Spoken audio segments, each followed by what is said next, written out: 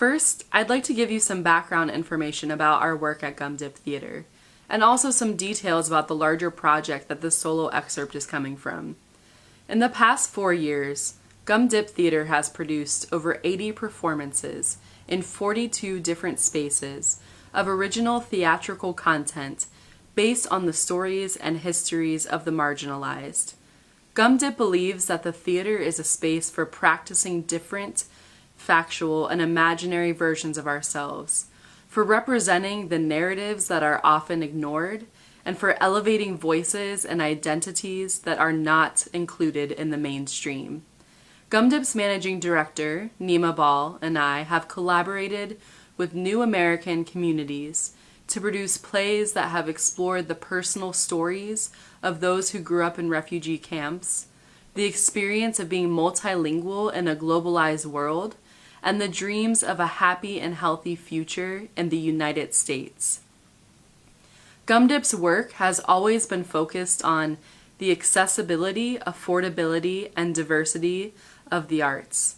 Since the beginning, our performances have been pay what you can, so that there was no socioeconomic barrier for attending. Many of our plays have been multilingual and collaborative with communities from many different backgrounds. This has brought in audiences from those same communities, mixing with regular theatergoers to build new connections. And lastly, all of our work has centered and highlighted underrepresented populations by engaging and collaborating with them through producing a play. Many times the result of Gum Dip's work is not intended to be high quality, but instead healing and transformative for everyone involved. The excerpt you will see tonight is a 2019 Night Arts Challenge winner. 3 Countries, One Mother is a 2-year theatrical project that will culminate in a high-quality multilingual play. Based on the true story of lead artist Nima Ball's family, the play explores the history and the culture of the Bhutanese Nepali American people by following the journey of 3 brothers who ended up in 3 different countries, Bhutan, Nepal, and the United States, because of the Bhutanese refugee crisis and third country resettlement throughout the 1990s and early 2000s. By splitting the play of the story among 3 countries, the narrative of each place represents a different outcome that is linked by one family in the face of displacement. The play celebrates the strength and resilience of this community, while also inviting others to have a better understanding of their experience. The process for generating a Gum Dip theater play includes conducting several story circles in one community, whether that's cultural, spiritual, or geographic, in order to reflect on and envision the collective ideals of that community's identity. The stories from community members are used as the main source for creating the play by first transcribing and archiving them, then finding common themes and highlighting what's compelling, and lastly, select verbatim text to insert into parts of the script. The stories combine to make a written history of a community in a particular time and place. It is a revitalization of the original meaning of theater: to create, to perform, to have catharsis. Tonight's performance is an experiment for both Nima and myself. As a regular theater maker and audience member, I have been grieving the lack of live performance in the last few months. However, I do have to admit that this performance will not literally be live in this moment. It was recorded in one take today and slightly edited for better sound quality and to smooth over tech hiccups. When we attempted to practice streams earlier this week, either our technology or Wi-Fi was not strong enough to work properly.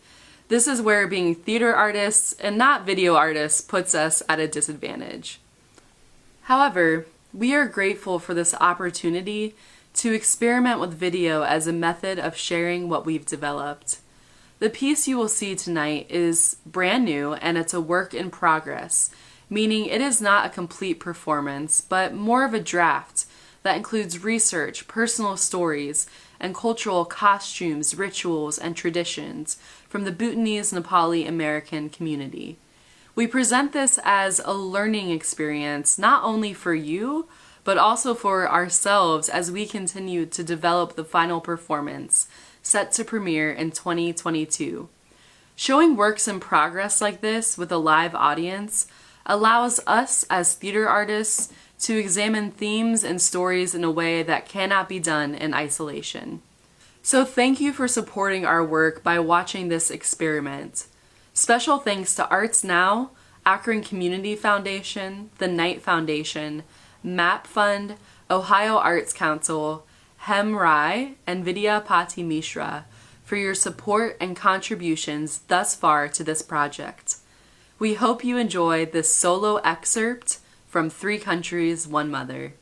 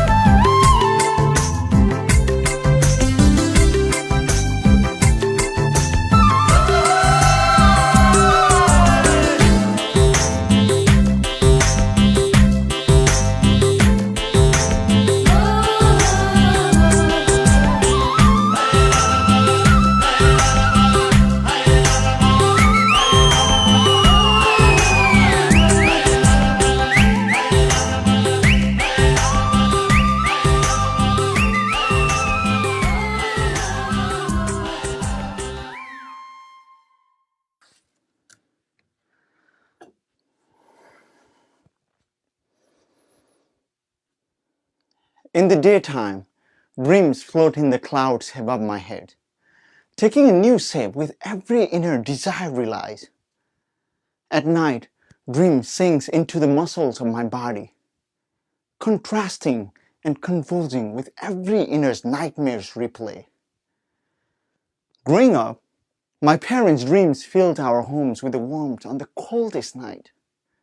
Most of their dreams were long and untamed, like a Suncoast river, and some were tiny and delicate, like Mayfly, who lives only one day. Building a dream's lands with their words, I imagine Bhutan as a oasis.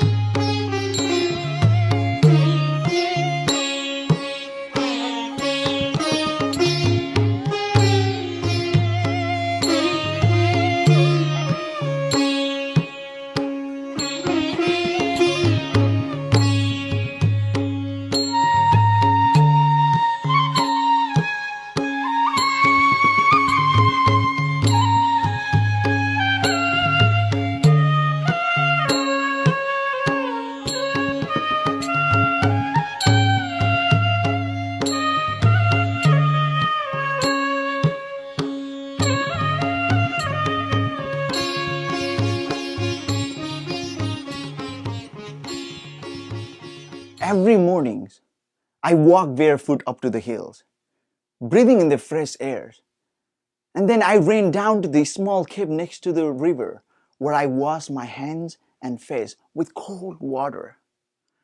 I scoop the sand from the bottom of the stream, use it as a toothbrush.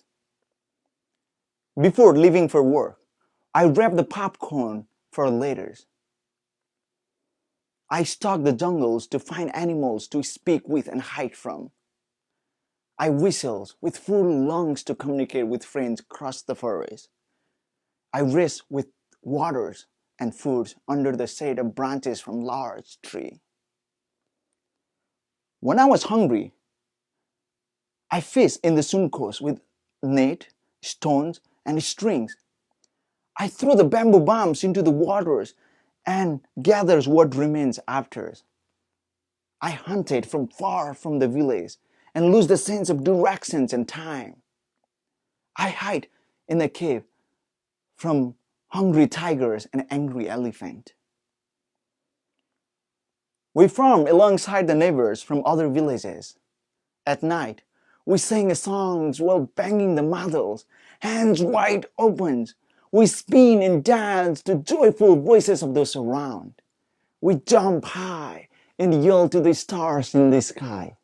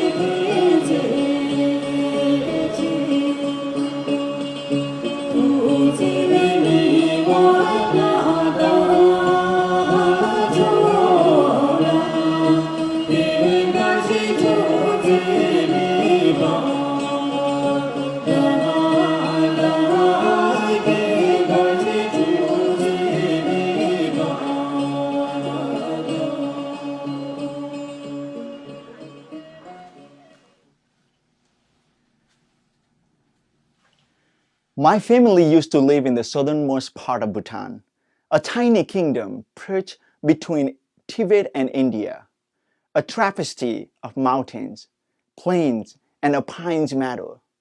That was the only homes we had known.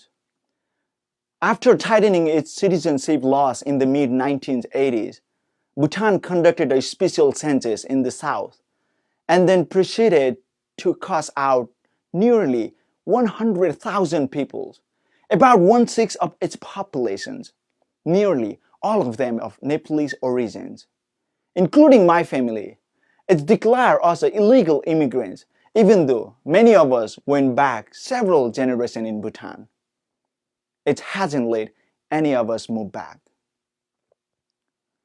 The enormity of this exodus, one of the world's largest by proportions, given the country's small populations, has been looked over by the international community that is either indifferent or beguiled by the government. Sponsors an image of Bhutan as a peaceful Buddhist Shangri-La, an image advanced by the policy of gross national happiness, coined by King Jigme Singme Wangchuk in 1970. Many of our ancestors were recruited from Nepal in the mid-19th century to cultivate the land of the southern Bhutan. We are known as the Lochampa, literally, people of south. The Drukpas, the Buddhist elite, and the Hindu Lotsambahats coexisted largely in peace until 1989, when the king introduced a one nation, one people policy imposing the Drukpa social norms on everyone. The orders control the smallest details of our public lives, how we eat, dress, and talk. Our Nepali language was banned in schools, and the Hindu pasala or seminaries were closed.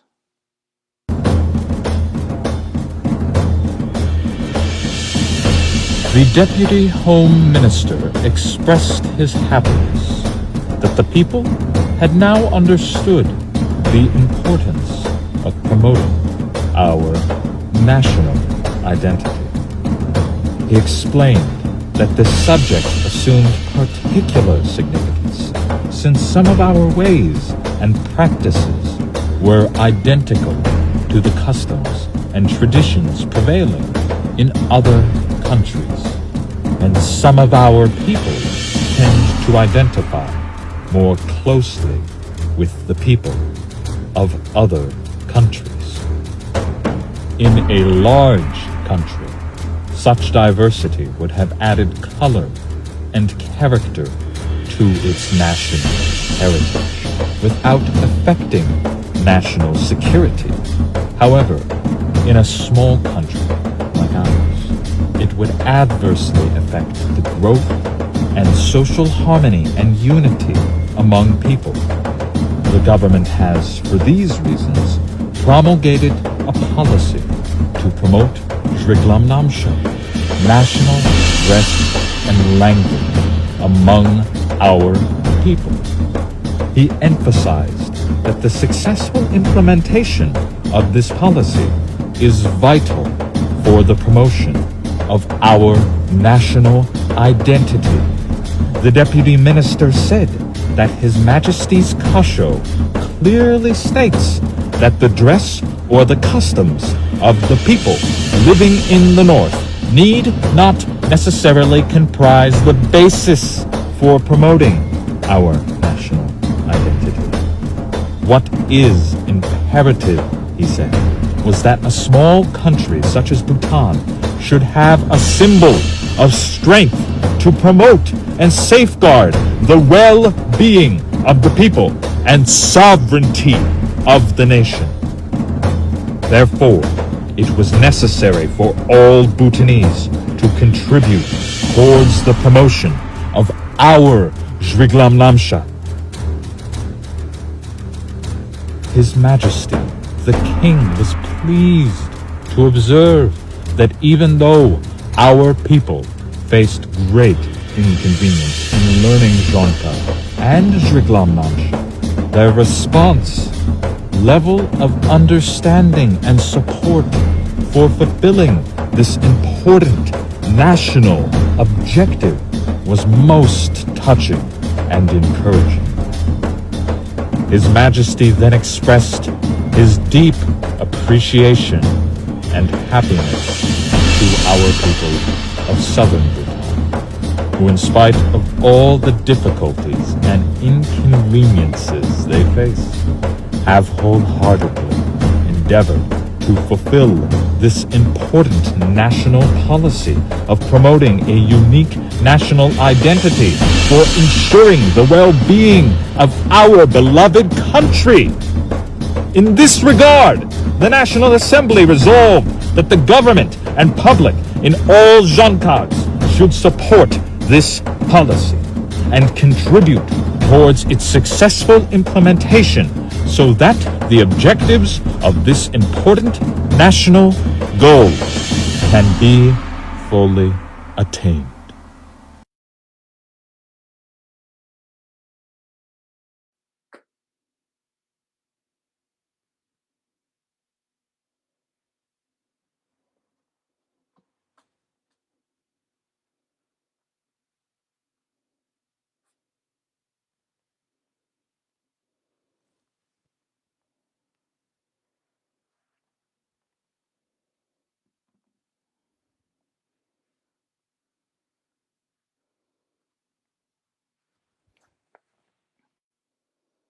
One winter day in 1991, My mother was in kitchen. My father was saving. And my siblings and I gathered for snacks. It must have been noon. I remember the buzzing of the bees leaving for their routine forage. When the uniformed officer burst into the house and they seized our citizen documents, birth certificates and other papers, they accused my father of waging wars against the government. They ordered him to put on his baku, the drukpa, national's outfit, which was still wet from the wars that morning, and then drag him out, kick him, and slapping his face. He was taken with dozens of our neighbors to a high school that had been converted to a military camp.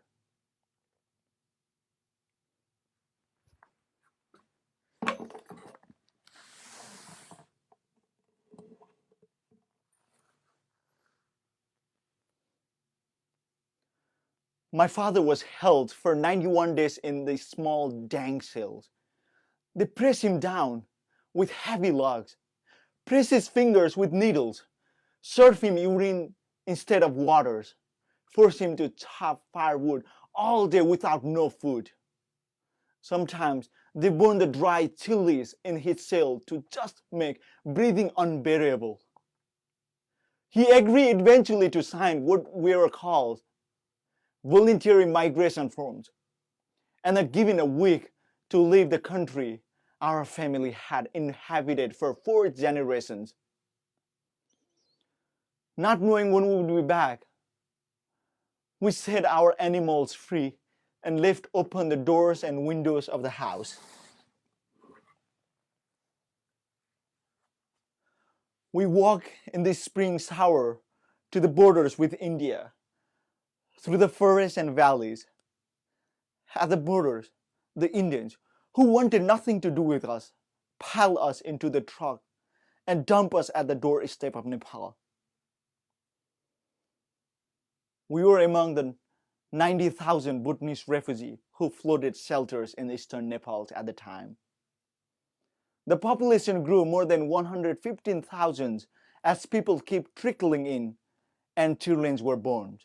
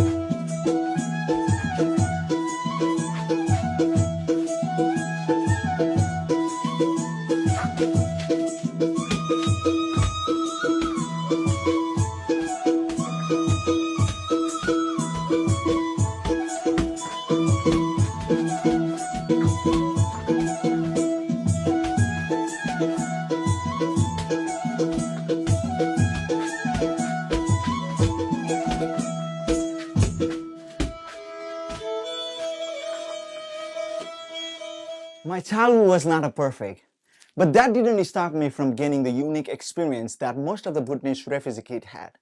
I remember playing the hide and seek around the schools, houses, trees, and toilets. Playing the tungi every winter's mornings help us to warm our body. Make a truck from the shoes and slippers, rolling tires along the roads, flying the kites in the springs and summer, and competing in evening soccer tournaments with friends and neighbors. Soccer was one of my favorite from all of those games because it involved so much physical movements with running around the field. We made a soccer balls from many materials, like from plastic, socks, and sometimes even pig bladders, which is gross, right? It required many skills like controlling, passing balls to friends. I was best at catching the ball, so I was always goalkeeper. Goalkeeper wasn't not always fun because most of the time I'm just standing in the one corner of the field. That's why I wanted to play forward so much, but my teams never let me play that position. When the game was about to end, they would let me play defender because they thought I was stronger for blocking the balls. And on top of that, they taught me lay on the ground in front of the balls that was coming and block the other team's players. Most of the time, it did brought a laughter to everyone, but sometimes it was the beginning of a fight. We used to have a tournament for a lot of different prizes. Sometimes we had a tournaments for school notebooks and even just a few papers. Sometimes for potato, money, or live chickens. If my teams won the championship, then we would have a picnics in the forest close to the river or close to the spring waters. Usually, we collect the rice and other seasoning among our team members. Having a picnic was one of the best feelings outside of the camp because it involved singing, dancing, swimming, and many more. In 2007, we started losing our friend because of third country resettlements. All of the joyful places became a silence. Most daily activities became a memories. The playgrounds and walking trail start to cover with grass. Our rations were reduced or cut. The market started to close. The water tap was no longer busy. Our education lost the value because teachers were leaving. We did not know when people were leaving the camps, but when we could say goodbye, we had no idea whether or not we would meet again. A lot of houses became empty and then destroyed to use the bamboo for cooking food and the remaining lands for the gardening. After several years, my family decided to move to the United States.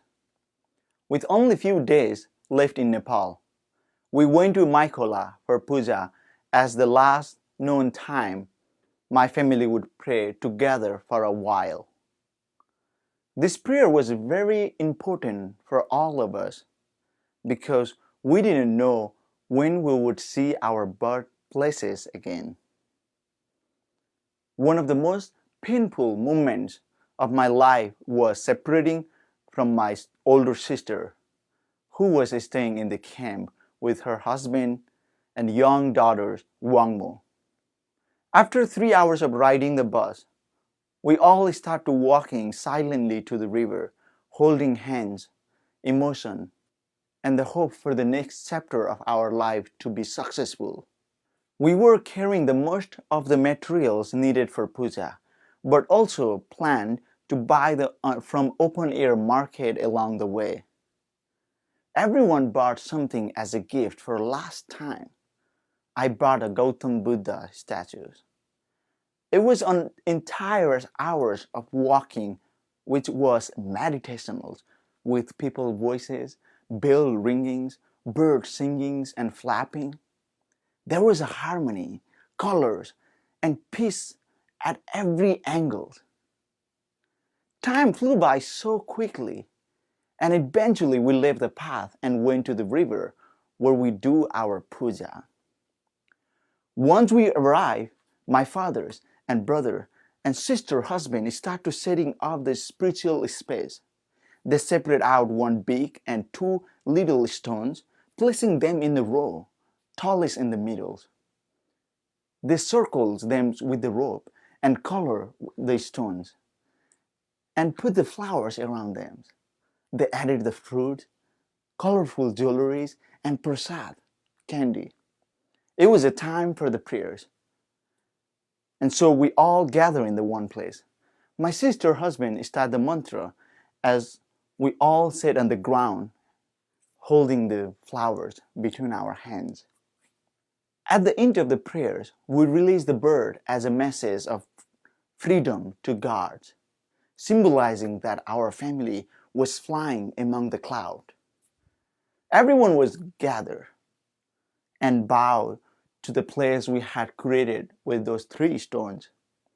We faced toward to the sun and observed the rays as a positive light on our bodies, breathing in the unisons and feelings, the warmth and energy to being together.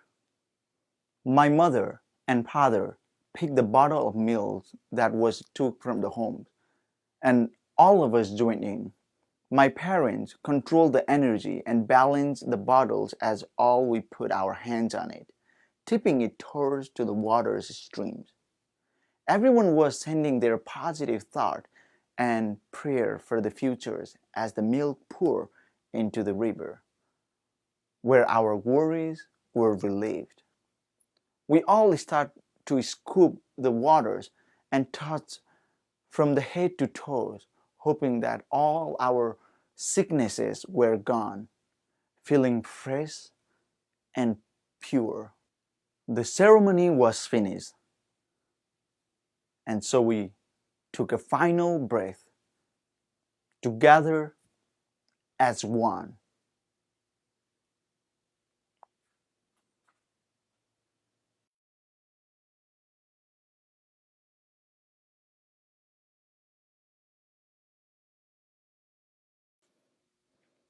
That was the last time I remember my family being strongly connected in our hearts and minds.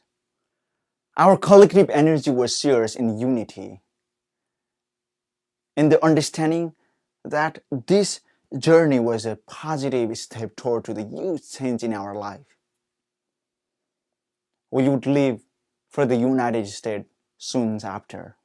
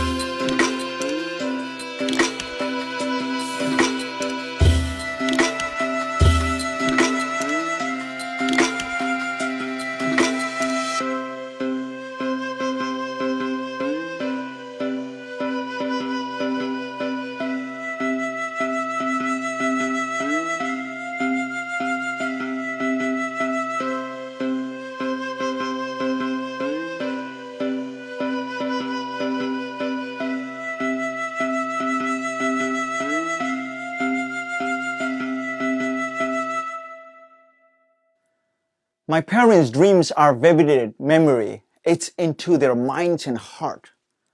Their dreams have sunken into my skin, controlling my muscles and joints. Our dreams have a clear sky and chirping birds, tall tree and freshly picked fruits. And on the day with cloudy dreams, we will find the sun, solitude, forgiveness,